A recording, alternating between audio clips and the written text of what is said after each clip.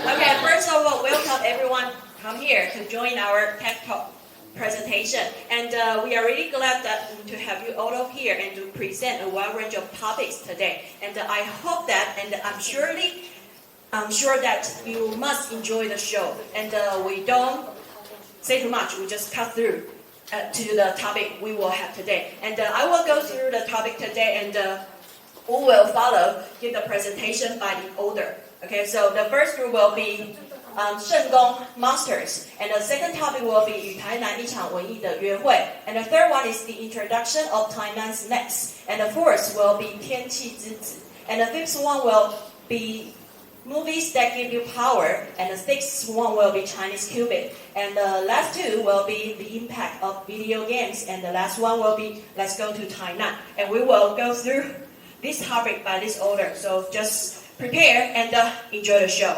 And so, first of all, I would like to introduce our honorable judges today. The first one will be Jojo from 圣功 Girls High School.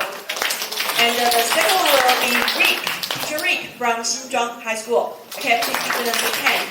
And we just really look forward to the presentation. So I just give my microphone to the first group. The first group comes from 圣功 and the topic is 圣功 Monsters. Okay, let's welcome them. Thank you.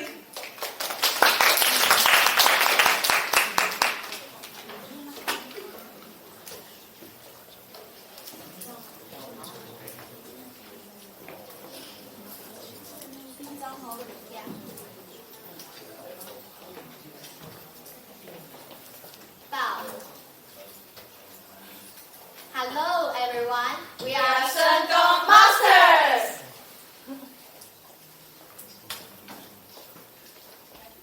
Wow, what is this? A monster. Loch Ness monster in the web.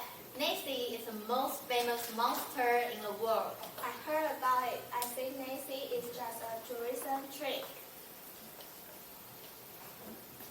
In the East, I prefer Japanese Jikonyan, a lucky reddish fat cat with two magical tails, to protect his master from getting hurt in a car accident. Unfortunately, the faithful cat passed away, but his spirit became a magical monster. I admire him because he is very loyalty and kindness. Meow! I like Kaonashi, a rendering spirit without a real face. We call it 无脸男 in Taiwan. Loch Ness monster is in Scotland. Both Kaonashi and Tamiya come from Japan. Do we Taiwanese have our own monsters? Of course, we have. We have our own local legendary monsters, especially in China.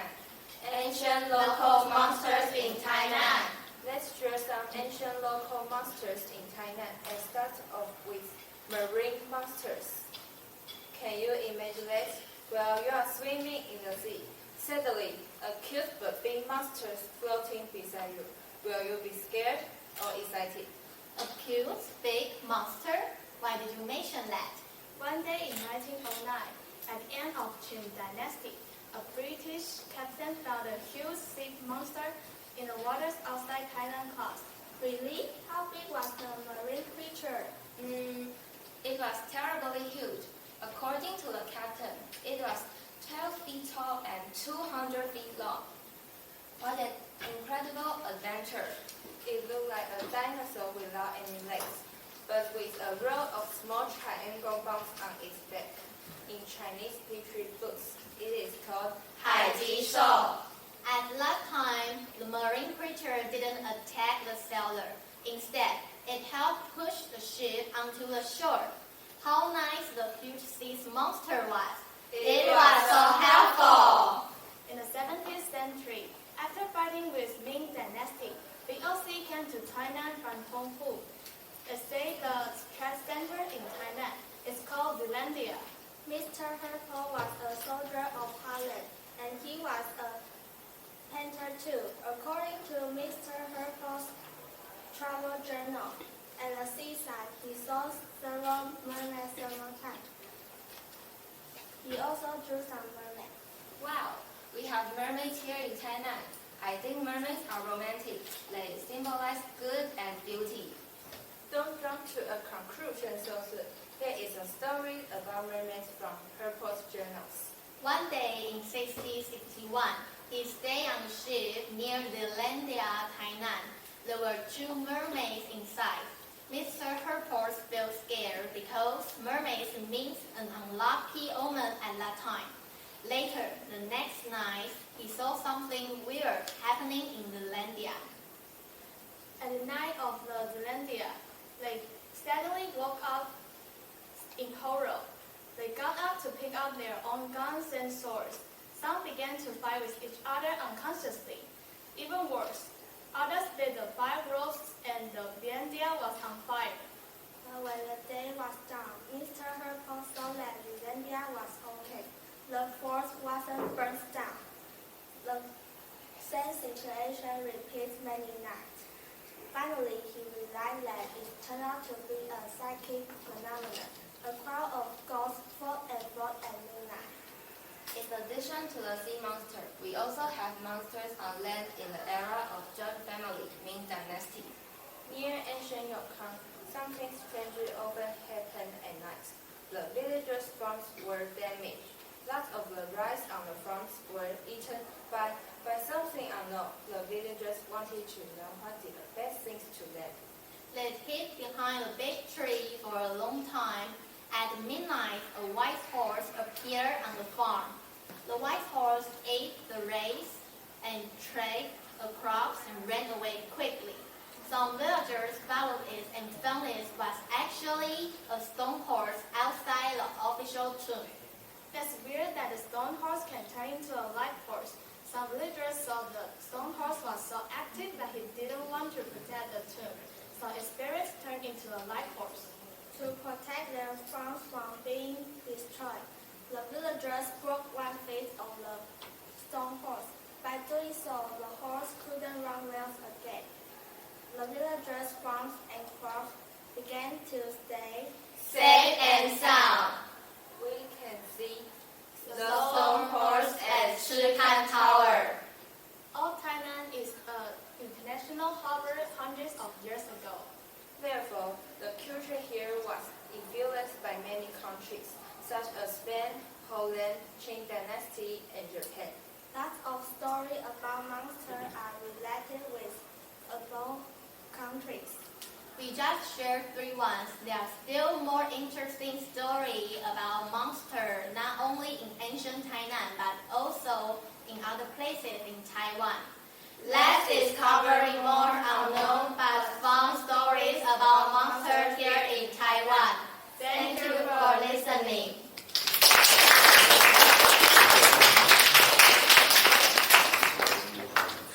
Wait, okay.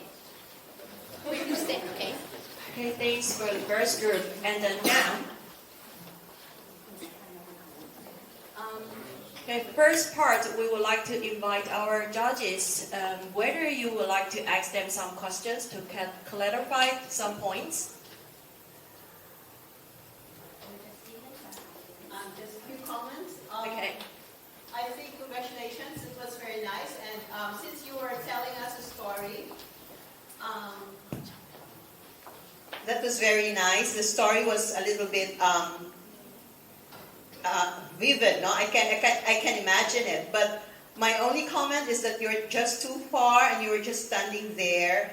If you want to tell a story, you could have come a little bit forward and express yourself with the monsters and Loch Ness and all those. The thing there at the Sherkan Tower. There's this monster.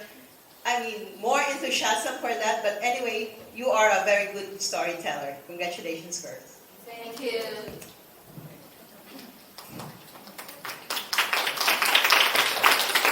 Okay, so dear girls, I think you do a really great job. And I just writing on 2 things. One is amazing me, and the other is that you can do something let you be better. So I have write so many comments. You really amaze me. You're just a good storyteller, and your teamwork is really great. And you cooperate well and do something well, and then you will help each other. That's good to see this. And your speech is really well organized, and you have a great gesture so that you will help your audience to know what you're talking about is better.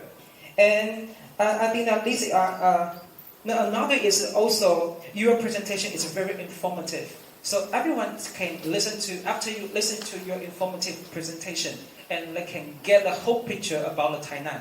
So I think that is really good. And the other is you are such a, you show your energy. I think that is really good because we want to enjoy your show. So and you just show your energy. I think that is really good. And only one thing I think you can be better. That is, I think I really want you to see your individual work. Because I think everyone's so good, so I really want to, everyone can come out in front of the stage and do your individual part, and everyone can stand out. So maybe next time you can do just some, no matter the cooperation work, or they can do some individual work. Okay, thank you. Anything you do well. Thank you, Group 1 and our judges. Okay, so the next part is that we will welcome our second group from 永仁, and the topic will be 与台南一场文艺的约会.